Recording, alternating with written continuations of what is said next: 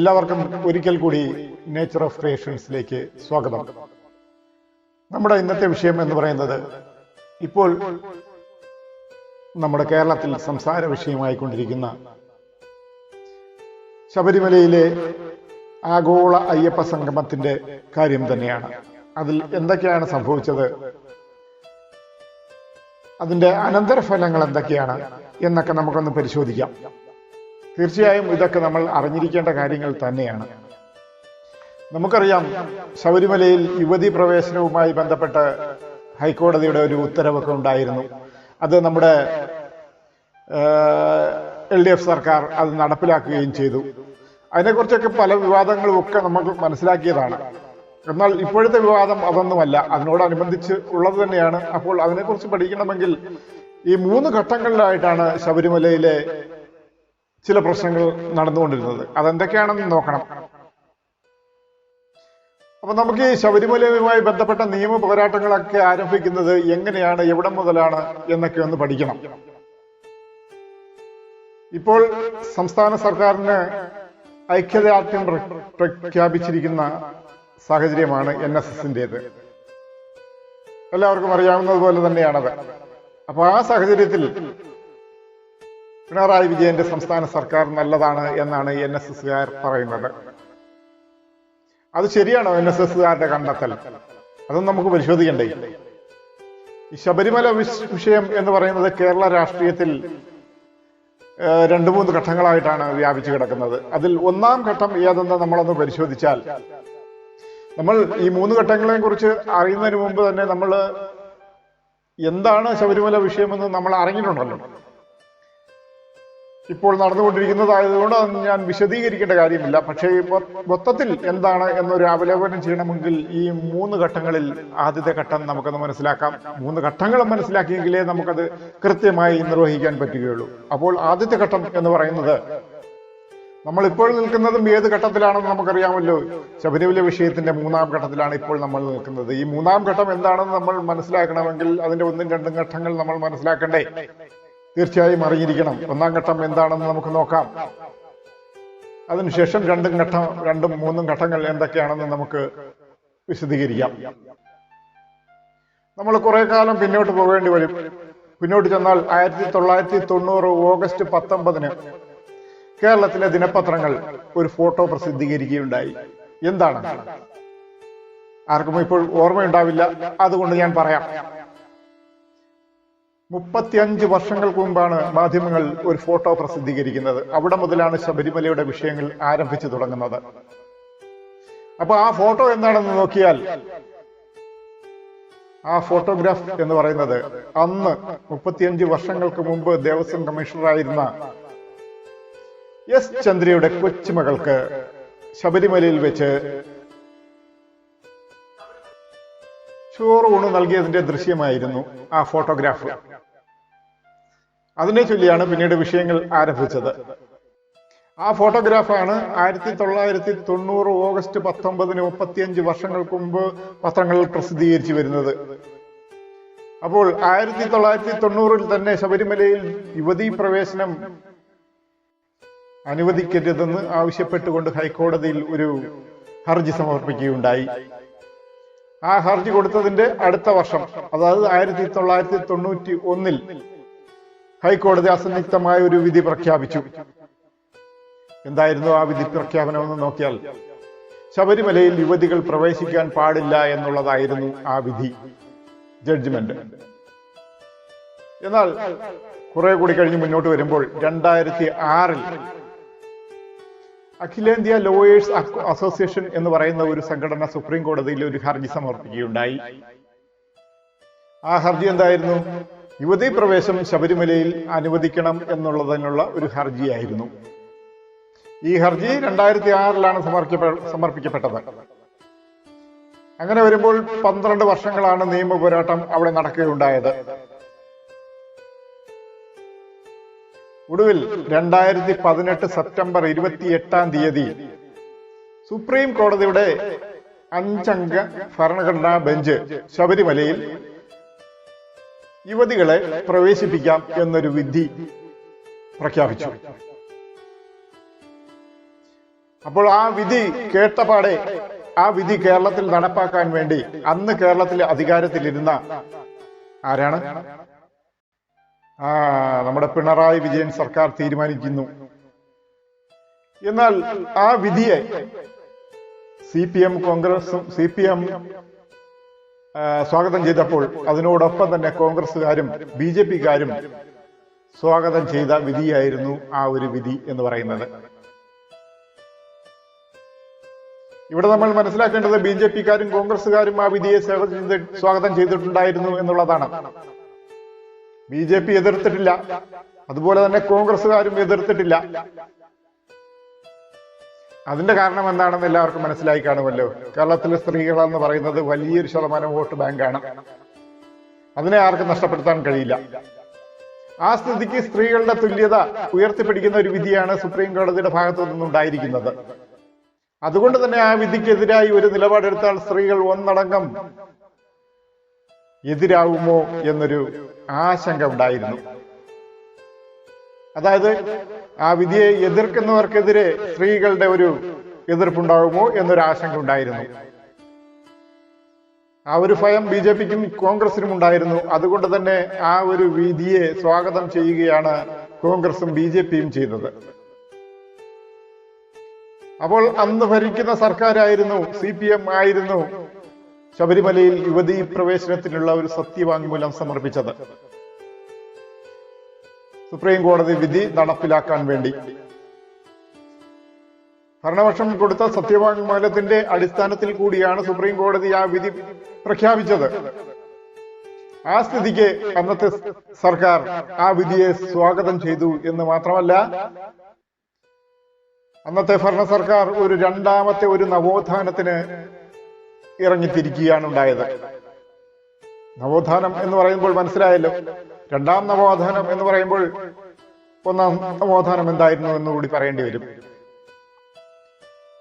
ആ വിഷയം എന്ന് പറയുന്നത് കുറെ കൂടി മുമ്പോട്ട് നമ്മൾ സഞ്ചരിക്കേണ്ടി വരും. നമ്മുടെ കേരളത്തിൽ തൊട്ടുകൂടായ്മ, തീണ്ടിക്കൂടായ്മ, ഉച്ചനീചത്വം, ക്ഷേത്രപ്രവേശന വിലക്കടക്കം, അങ്ങനെ അതിനെതിരായ പോരാടിയ വിവിധ സാമുദായിക പ്രസ്ഥാനങ്ങൾ കേരളത്തിലുണ്ടായിരുന്നു.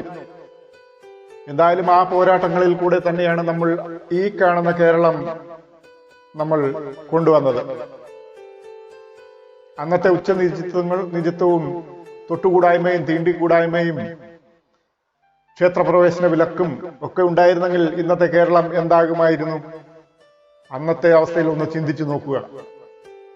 അപ്പോൾ ഇതിനെയെല്ലാം മാറ്റി നിർത്തിക്കൊണ്ട് ഉണ്ടായ ഒരു കേരളമാണ് നവോത്ഥാനം എന്ന് പറയുന്നത്. പുതിയൊരു കേരളം സൃഷ്ടിച്ചതിനെയാണ് നവോത്ഥാനം കേരളം എന്ന് പറയുന്നത്. അതൊരു വലിയൊരു നവോത്ഥാനം തന്നെയായിരുന്നു. ക്ഷേത്രപ്രവേശന വിളംബരവും ഒക്കെ ഉണ്ടായത് അറിയാമായിരിക്കും എല്ലാവർക്കും. അക്കാലത്ത് സ്ത്രീകൾക്ക് മാറി മറയ്ക്കാൻ പറ്റില്ലായിരുന്നു. അങ്ങനെയൊക്കെയുള്ള നിയമങ്ങളൊക്കെ ഉണ്ടായിരുന്നു. അതെല്ലാം മാറ്റിമറിച്ചു ഈ കാണുന്ന പോലെ ഒരു നവകേരളം സൃഷ്ടിച്ചത് കമ്മ്യൂണിസ്റ്റ് സർക്കാർ തന്നെയായിരുന്നു. അപ്പോൾ ആ നവോത്ഥാനത്തിന്റെ പിന്തുടർച്ചയായി രണ്ടാമതൊരു നവോത്ഥാനത്തിലേക്ക് കൂടി കടന്നു ചെല്ലാം, അത് സൃഷ്ടിച്ചെടുക്കാൻ ഒരു അവസരം ലഭിച്ചിരിക്കുന്നു എന്നാണ് നമ്മുടെ ഭരണപക്ഷം കരുതിയത്. അതിന്റെ അടിസ്ഥാനത്തിൽ നമ്മുടെ സംസ്ഥാന സർക്കാരിന്റെ ഭരണനായകനായ പിണറായി വിജയൻ പുതിയൊരു നവോത്ഥാനത്തിന്റെ നായകനായി മാറാം എന്ന് കരുതി.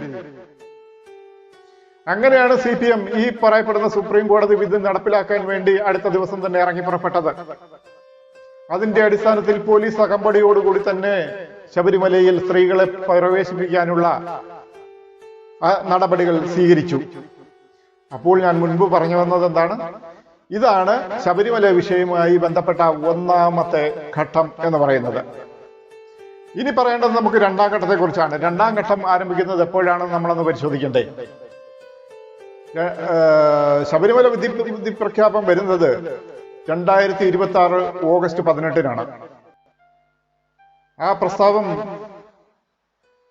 വന്നതിന് ശേഷം SSന്റെ നേതൃത്വത്തിൽ ഒരു വലിയ പ്രക്ഷോഭം ആരംഭിക്കുന്നു.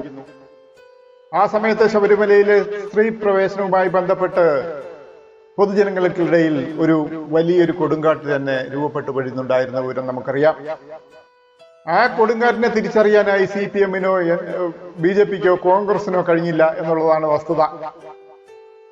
എന്നാൽ NSS അത് മുൻകൂട്ടി കാണുകയാണ് ഉണ്ടായത്. 100 കണക്കിന് സ്ത്രീകളെ തെരുവിൽ ഇറക്കിക്കൊണ്ടാണ് നാമജപ ഘോഷയാത്ര വിശ്വാസങ്ങൾക്ക് വേണ്ടി NSS അന്ന് സംഘടിപ്പിച്ചത്. ആ പ്രക്ഷോഭത്തിന് ഒരു പ്രത്യേകതയുണ്ട്. ശബരിമല തന്ത്രിമാർ ആദ്യമായി ഒരു പ്രക്ഷോഭവുമായി തെരുവിലിറങ്ങിയ ദിവസമായിരുന്നു അത്. ആ അർത്ഥത്തിൽ കേരളത്തെ പിടിച്ചു കുലുക്കിയ ഒരു ശബരിമല പ്രക്ഷോഭം എന്ന് പറയുന്നതാണ് ശബരിമലയുടെ 2ാം ഘട്ട പ്രക്ഷോഭം എന്ന് പറയുന്നത്. അങ്ങനെ ആ പ്രക്ഷോഭം ഒന്ന് ശക്തിപ്പെട്ടപ്പോൾ തന്നെ ഈ വിഷയത്തെ കാണുകയും ഈ വിവരം തിരിച്ചറിഞ്ഞ കോൺഗ്രസും BJPയും വളരെ പെട്ടെന്ന് തന്നെ, വളരെ അടിയന്തരമായി തന്നെ അവർ NSSുമായി ബന്ധപ്പെട്ടു.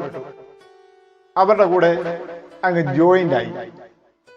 മാത്രമല്ല, അവർ പ്രക്ഷോഭവുമായി NSSന്റെ കൂടെ തെരുവിലിറങ്ങി ആ വിധി നടപ്പിലാക്കുന്നതിനെതിരെ. എന്ത് വിധിയാണ്? ശബരിമലയിലുള്ള സ്ത്രീ പ്രവേശവുമായി ബന്ധപ്പെട്ടുള്ള കോടതി വിധി നടപ്പിലാക്കുന്നതിനെതിരെ കോൺഗ്രസും BJPയും NSSന്റെ കൂടെ ചേർന്നുകൊണ്ട് പ്രക്ഷോഭത്തിന് തിരികൊളുത്തി. അന്ന് NSS നിലപാടെടുത്തത് ആർക്ക് അനുകൂലമായിട്ടായിരുന്നു? UDFന് അനുകൂലമായിട്ടായിരുന്നു NSSന്റെ നിലപാട്. BJPക്ക് അനുകൂലമായിട്ടുള്ള ഒരു നിലപാടല്ല അന്ന് NSS എടുത്തത്, UDFന് അനുകൂലമായിട്ടായിരുന്നു. ഈ പറഞ്ഞതാണ് അപ്പോൾ 2ാം ഘട്ടമെങ്കിൽ, ഇന്നിപ്പോൾ നമ്മൾ എത്തി നിൽക്കുന്നത് ശബരിമല പ്രശ്നത്തിന്റെ 3ാം ഘട്ടത്തിലേക്കാണ്. ഈ 3ാം ഘട്ടത്തിന് തിരികൊളുത്തിയിരിക്കുന്നത് ആരാണ്? NSS തന്നെയാണ്. NSSന്റെ ജനറൽ സെക്രട്ടറി സുകുമാരൻ നായർ തന്നെയാണ്. അപ്പോൾ NSSന്റെ ജനറൽ സെക്രട്ടറി സുകുമാരൻ നായർ എന്താണ് പറഞ്ഞിരിക്കുന്നതെന്ന് നോക്കിയാൽ, ഈ സർക്കാരിൽ ഞങ്ങൾക്ക് വിശ്വാസമുണ്ട് എന്നാണ്, പിണറായി വിജയനിൽ ഞങ്ങൾക്ക് വിശ്വാസമുണ്ട് എന്നാണ് പറഞ്ഞത്. എന്ന് മാത്രമല്ല, ഇവിടെ പ്രസക്തമായ മറ്റൊരു ചോദ്യം കൂടി ഉന്നയിച്ചു. ഇത്രയും നാൾ ഞങ്ങളെ പറഞ്ഞു പറ്റിക്കുകയല്ലായിരുന്നു BJP എന്നൊരു ചോദ്യം കൂടി ചോദിച്ചു സുകുമാരൻ നായർ. സുപ്രീം കോടതിക്ക് ചില പരിമിതികളൊക്കെ ഉണ്ട്. ആ പരിമിതികൾ എന്താണെന്ന് വെച്ചാൽ, എല്ലാവർക്കും തുല്യനീതിയാണ് സുപ്രീം കോടതി കൊടുക്കേണ്ടത്. ഇനിയിപ്പോ സ്ത്രീക്കും പുരുഷനും തുല്യതയാണ് സുപ്രീം കോടതി കൊടുക്കേണ്ടത്. ആ നിലയ്ക്ക് സ്ത്രീയെയും പുരുഷനെയും ശബരിമലയിൽ പ്രവേശിപ്പിക്കണം എന്നുള്ള ഒരു വിധിയാണ് നമ്മുടെ സുപ്രീം കോടതിയിൽ നിന്ന് പുറപ്പെടുവിച്ചത്. അപ്പോൾ സ്ത്രീ പുരുഷ സമത്വം അവിടെ സുപ്രീം കോടതി നിലവിൽ കൊണ്ടുവന്നു ഈ ശബരിമല വിഷയത്തിൽ. ഇപ്പോൾ അതിനെതിരെയാണ് അന്ന് BJPയും കോൺഗ്രസും NSSും പ്രവർത്തിച്ചിരുന്നതെങ്കിൽ ഇന്ന് സുകുമാരൻ നായർ ചോദിച്ച ചോദ്യമാണ് ഞാൻ മുൻപ് പറഞ്ഞത്. ഭരണഘടന വിശ്വസിക്കുന്നതും അത് തന്നെയാണ്. ലിംഗപരമായി വിവേചനം പാടില്ല എന്നാണ് ഭരണഘടന വിശ്വസിക്കുന്നതും. അതുകൊണ്ട് സ്ത്രീ ആയിരിക്കുന്നത് കൊണ്ട് സ്ത്രീക്ക് യാതൊരു അവകാശവും നിഷേധിക്കാൻ പാടില്ല എന്നാണ് ഭരണഘടന പറയുന്നത്. ആ ഭരണഘടനയുടെ അടിസ്ഥാനത്തിലാണ് സുപ്രീം കോടതി ശബരിമലയിൽ സ്ത്രീ പ്രവേശം അനുവദിച്ചിരിക്കുന്നത്. ആ സ്ഥിതിക്ക് ഇവിടെ ആരാണ് നിലപാടെടുക്കേണ്ടത്? തീർച്ചയായും കേന്ദ്ര സർക്കാർ തന്നെയാണ് നിലപാടെടുക്കേണ്ടത്. ഭരണഘടന തിരുത്താനുള്ള അവകാശം കോടതിക്കില്ലല്ലോ. എന്നാൽ തിരുത്തുവാനുള്ള അവകാശം ജനപ്രതിനിധി സഭയ്ക്കുണ്ട്. അതായത് കേന്ദ്ര സർക്കാരിന് അവകാശമുണ്ട്. അന്ന് NSSന് കേന്ദ്ര സർക്കാർ ഉറപ്പ് നൽകിയിരുന്നല്ലോ. സുകുമാരൻ നായർ അതും പറയുന്നുണ്ട്. അന്ന് കേന്ദ്രമന്ത്രിയായിരുന്ന V മുരളീധരൻ NSSന് നൽകിയ ഉറപ്പെന്തായിരുന്നു? കേന്ദ്ര സർക്കാർ ഒരു നിയമം കൊണ്ടുവരും, അതുവഴി ഈ നിയമലംഘനം നമ്മൾ തടയും എന്നായിരുന്നു. അതായത് ഈ സ്ത്രീ പ്രവേശ വിധിക്കെതിരെ കേന്ദ്ര സർക്കാർ ഒരു നിയമം കൊണ്ടുവരും, അതിലൂടെ നമ്മൾ ഈ നിയമം നടപ്പിലാക്കുന്നതിനെ നമ്മൾ മറികടക്കും എന്നായിരുന്നു V മുരളീധരൻ NSSന് കൊടുത്തിരുന്ന ഉറപ്പ് എന്നാണ് സുകുമാരൻ നായർ പറഞ്ഞത്. പക്ഷെ നമ്മൾ മനസ്സിലാക്കേണ്ട മറ്റൊരു കാര്യം, ഈ നിമിഷം വരെ BJPയോ കേന്ദ്ര സർക്കാരോ ഒരു നിയമനിർമ്മാണത്തിന് മുൻകൈ എടുത്തിട്ടില്ല എന്നുള്ളതാണ്. ആ അർത്ഥത്തിൽ BJP തങ്ങളെ പറ്റിക്കുകയായിരുന്നു എന്നാണ് NSSന് BJPയോടുള്ള വിമർശനം എന്ന് പറയുന്നത്. അതുകൊണ്ട് തന്നെ ശബരിമലയിലെ ആചാര സംരക്ഷണങ്ങൾക്ക് വേണ്ടി പ്രക്ഷോഭം നടത്താൻ BJPക്ക് ഒരു അവകാശവുമില്ല എന്നാണ് NSSന്റെ പക്ഷം. ആ അർത്ഥത്തിൽ കഴിഞ്ഞ ദിവസം പന്തളത്ത് നടന്ന ശബരിമല ആചാര സംരക്ഷണ സംഗമം നമുക്കറിയാവുന്നതുപോലെ പരസ്യമായി തള്ളി പറഞ്ഞിരിക്കുകയാണ് NSS. അപ്പോൾ ആ നിലയ്ക്കൊക്കെ തന്നെ കോൺഗ്രസിനോട് ശക്തമായ വിമർശനമാണ് NSSനുള്ളത്. പക്ഷെ കോൺഗ്രസ് എന്ന് പറയുന്നത് ഇന്ന് കേരളത്തിൽ അധികാരത്തിലില്ലാത്ത ഒരു പാർട്ടിയാണ്. അതുപോലെ തന്നെ കേന്ദ്രത്തിലും അധികാരത്തിലില്ലാത്ത ഒരു പാർട്ടിയാണ്. അത് NSSന് അറിയാം. അതുകൊണ്ട് കോൺഗ്രസ് ഒരു ഉറച്ച നിലപാട് സ്വീകരിക്കാൻ കഴിയില്ല. അതുകൊണ്ട് ശബരിമല വിഷയത്തിൽ ഒരു ഉറച്ച നിലപാട് കോൺഗ്രസ് സ്വീകരിക്കുന്നില്ല എന്ന് മാത്രവുമല്ല, അവരുടെ കോൺഗ്രസിന്റെ ഇപ്പോഴത്തെ നയം എന്ന് പറയുന്നത് എപ്പോഴത്തെയും പോലെ ന്യൂനപക്ഷ പ്രീണനം തന്നെയാണ്. അവർ മുസ്ലിം സമുദായത്തെ പ്രീണിപ്പിക്കാൻ ശ്രമിച്ചുകൊണ്ടേയിരിക്കുന്നു നിരന്തരം. അതുപോലെ തന്നെ ആ വോട്ട് ബാങ്ക് തങ്ങളോടൊപ്പം ചേർത്ത് നിർത്താൻ ശ്രമിച്ചുകൊണ്ടേയിരിക്കുന്നു. ഇപ്പോൾ ഹിന്ദു വോട്ട് ബാങ്ക് ആവശ്യമില്ലാത്ത ഒരു പാർട്ടിയായി കോൺഗ്രസ് മാറിയിരിക്കുന്നു എന്നുള്ളതാണ് ഇപ്പോൾ NSSന്റെ കടുത്ത വിമർശനം എന്ന് പറയുന്നത് കോൺഗ്രസിനെതിരെ. ഇത് കോൺഗ്രസിന് ഒരു ഇരുട്ടടിയായി തന്നെ മാറിക്കൊണ്ടിരിക്കുകയാണ്. കോൺഗ്രസിനെ സംബന്ധിച്ചിടത്തോളം നമുക്ക് ഏവർക്കും അറിയാവുന്നതുപോലെ നടക്കാനിരിക്കുന്ന 2026 നിയമസഭാ തെരഞ്ഞെടുപ്പ് കോൺഗ്രസിനെ സംബന്ധിച്ചിടത്തോളം വളരെ നിർണായകം തന്നെയാണ്. 2021 നടന്ന നിയമസഭാ തെരഞ്ഞെടുപ്പിൽ കോൺഗ്രസിന് കേരളത്തിൽ ലഭിച്ചതെന്ന് പറയുമ്പോൾ 21 സീറ്റുകളാണ്. ഇന്നിപ്പോൾ നിലവിലുള്ളത് 22 സീറ്റുകളാണ്. അത് ഒരു സീറ്റ് എവിടുന്ന് വന്നു എന്ന് ചോദിച്ചാൽ വയനാട്ടിൽ നിലമ്പൂരിൽ ഉണ്ടായിരുന്ന CPM-ന് ഉണ്ടായിരുന്ന സീറ്റ് കൂടി കോൺഗ്രസ് പിടിച്ചെടുത്തതോടുകൂടി 22 സീറ്റുകളായി മാറി. എന്നാൽ ഈ 22 സീറ്റുമായി വരാനിരിക്കുന്ന നിയമസഭാ തെരഞ്ഞെടുപ്പിൽ മത്സരിക്കാൻ ഇറങ്ങുന്നത് വളരെ നിർണായകമായിരിക്കും കോൺഗ്രസിനെ സംബന്ധിച്ചിടത്തോളം. ആ സ്ഥിതിക്ക് നമ്മൾ മനസ്സിലാക്കേണ്ട മറ്റൊരു കാര്യം എന്ന് പറയുന്നത് തിരുവനന്തപുരം, കോട്ടയം, ആലപ്പുഴ അതുപോലുള്ള കൊല്ലം ജില്ലകൾ ഒക്കെ ഉൾപ്പെടെ NSSനുള്ളത് വലിയൊരു ആധിപത്യം തന്നെയാണ്. അത് NSSനെ സംബന്ധിച്ചിടത്തോളം വലിയൊരു സ്വാധീനം തന്നെയാണ്. ആ സ്ഥിതിക്ക് കോൺഗ്രസിനെ സംബന്ധിച്ചിടത്തോളം നിലവിലെ കണ്ടീഷൻ എന്ന് പറയുന്നത് ആലപ്പുഴയിൽ ഒരു സീറ്റ്, രമേശ് ചെന്നിത്തല ഹരിപ്പാട്, കോട്ടയത്ത് 2 സീറ്റ്, അത് തിരുവഞ്ചൂർ രാധാകൃഷ്ണനും ചാണ്ടി ഉമ്മനും കൂടി ചേർന്ന്, പത്തനംതിട്ടയിൽ ഒരു സീറ്റ് പോലും ഇല്ല കോൺഗ്രസിന്, തിരുവനന്തപുരത്ത് കോവളത്ത് വിൻസെന്റ് ജയിച്ചിട്ടുണ്ട്, അങ്ങനെ ഒരു സീറ്റ്. അതായത് ഈ NSSന് സ്വാധീനമുള്ള ഈ 4 ജില്ലകളിലും കൂടി കോൺഗ്രസിന് ഉള്ളത് ആകെ 4 സീറ്റുകളാണ്. മൊത്തത്തിൽ 37 സീറ്റുകളാണ് ഈ 4 ജില്ലകളിൽ ആകെ ഉള്ളത്. അതിൽ വെറും 4 സീറ്റുകൾ മാത്രമാണ് നിലവിൽ കോൺഗ്രസിന്റെ കയ്യിലുള്ളത്. അപ്പോൾ ആ സമയത്താണ് NSS കോൺഗ്രസിനെതിരായി ഇപ്പോൾ ഇങ്ങനെ ഒരു നിലപാടെടുക്കുന്നത്. കോൺഗ്രസിനെ വിശ്വസിക്കാൻ കൊള്ളില്ല എന്ന് പറയുന്നത്. NSS എന്ന് പറയുന്നത് നമുക്കറിയാം നായർ സമുദായത്തിൽ വളരെയധികം സ്വാധീനമുള്ള ഒരു സംഘടനയാണ് NSS എന്ന് പറയുന്നത് കേരളത്തിൽ. ആരും പറയാതെ തന്നെ നമുക്കറിയാവുന്ന കാര്യം തന്നെയാണ്. അത് ഏറ്റവും വലിയൊരു വോട്ട് ബാങ്കാണ് കേരളത്തിലെ. ആ വോട്ട് ബാങ്കാണ് ഇപ്പോൾ കോൺഗ്രസിനെതിരെ മുഖം തിരിച്ചു നിൽക്കുന്നത്. അതുകൊണ്ട് തന്നെ NSSന്റെ നിലപാട് കോൺഗ്രസിനെ സംബന്ധിച്ചിടത്തോളം ഈ അവസരത്തിൽ കടുത്ത വെല്ലുവിളിയായി മാറിയിരിക്കുകയാണ്. അപ്പോൾ CPM-ന് ഇത് വലിയ നേട്ടമായി മാറിയിരിക്കുന്നു എന്ന കാര്യത്തിൽ തർക്കമില്ല.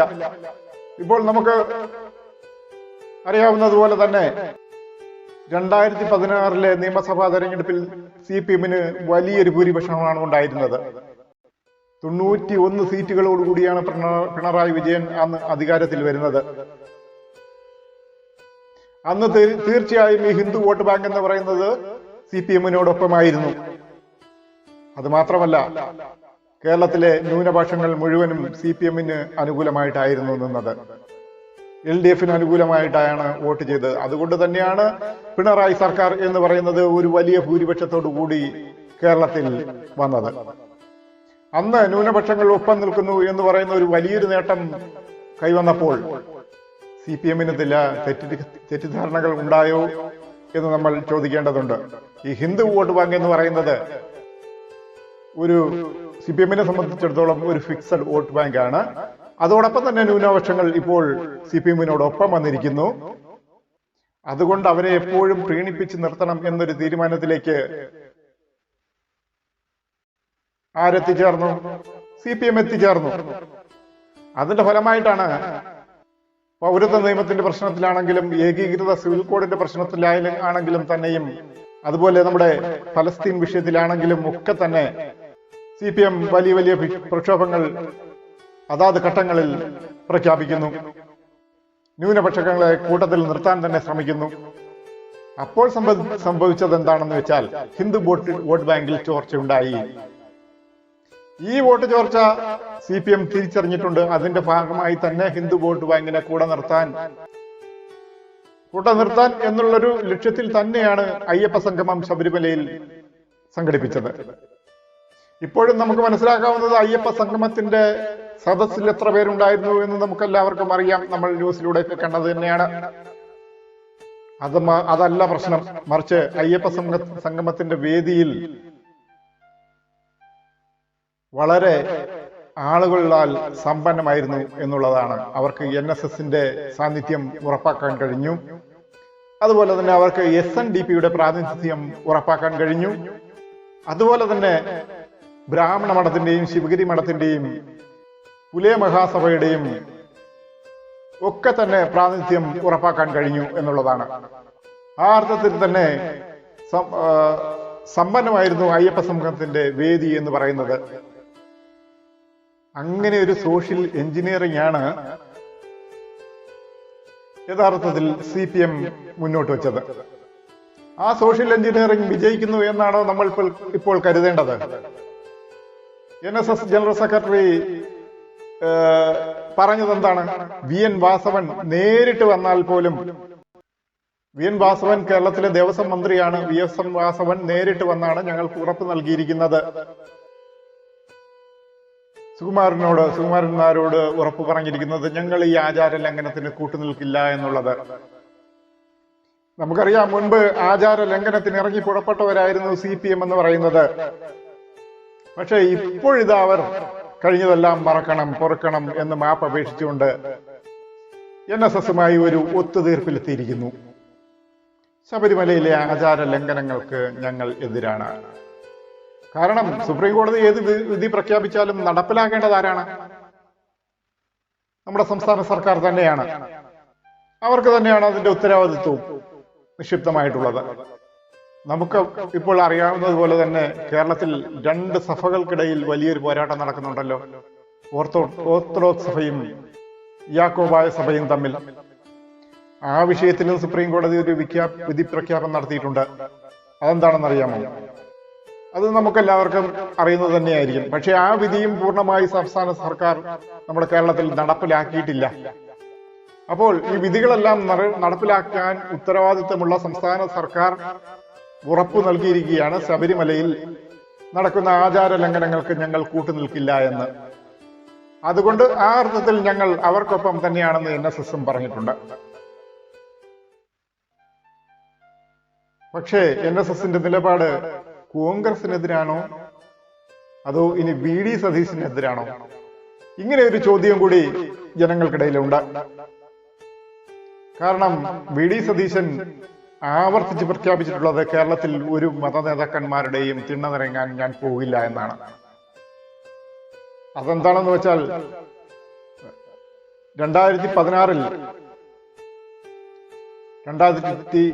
2011 ഉമ്മൻചാണ്ടി മന്ത്രിസഭയിൽ